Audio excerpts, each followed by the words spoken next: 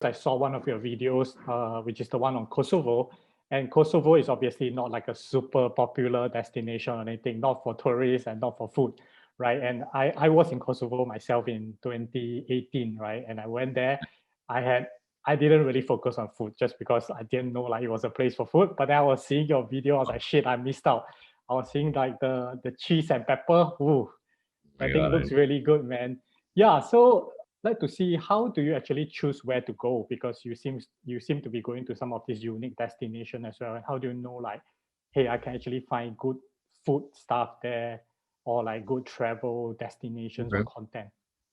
Okay, well, I guess pre-COVID, the way I did it was I have, the map of the world and I see where I've been and where I haven't been. And then I strategize, what's going to do the best in terms of content. And, where am I going to get the best, I guess, food content more than just content. I'm always thinking, some of these countries in Africa, they look great. I'm dying to go to them. But will it do well for me if if I'm footing the bill completely and these videos might fail? So the way I usually do is I just look at, I could look at the board and say, okay, so what haven't I done? Where haven't I been? That's number one. So anywhere I've been, I sort of take off my list unless it's India, where I'll repeat, but I don't really repeat. I go to a new state every time. Those 28 states in India. I have a book right here. Good. Wow, there's a book India I made, coloring book. So it's a coloring book, but it teaches people about the different states, right? So here's the map of India. I gotta say, I love the food in India. I can understand why you're saying each state has almost a very different thing to offer, right? Like the cuisine on the north and the cuisine in the south, and the ingredients or the signature stuff that they use regularly in their dishes are so different. They're so different, yeah. So that for me, that's the only market where it's a great market. 1.8 billion people. Everybody speaks English, and that's why it's one of the best markets for anybody doing travel food content on YouTube. Just because there's the barrier to entry is way less. Obviously, you have to actually go there and dive into that culture, which is completely, it's like night and day from where I'm used to in the United States, where everything is super clean, super by the book, no honking, but there it's different. But yeah, that's the only place I don't ever remove, because I want to do every state. Maybe once a year I go and do a different state. That's sort of how I see my strategy with India.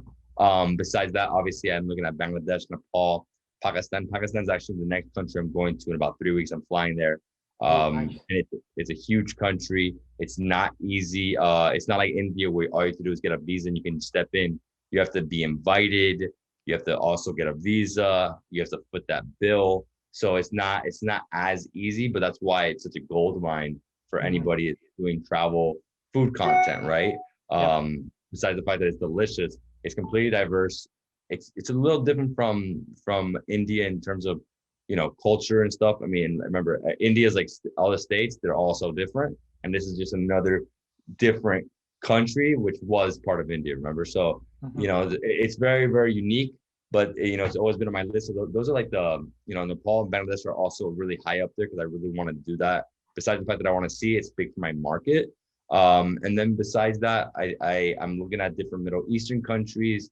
In terms of Europe, I look at South Europe. I'm looking at more unique stuff that people really haven't seen. People are really, they don't want to see the first world environment where you're just in a restaurant, right? Yeah. The whole restaurant thing, it's a little boring unless you go in the back, you're seeing them make the dishes, and then maybe you eat, but it's not the same thing as being on the streets of India and eating there. It's very different. For sure. I actually agree with what you say regarding India as a big market, because when I was looking through like food channels, I see a lot of like just pure Indian channels. That means they're speaking Hindi, and they have a lot of subscribers just doing purely India and also like with the local language, right? Hey guys, thank you for watching. If you like to listen to the food podcast conversation, click on the video here. And please don't forget to smash the like button and subscribe to the channel for more awesome content. See you next time.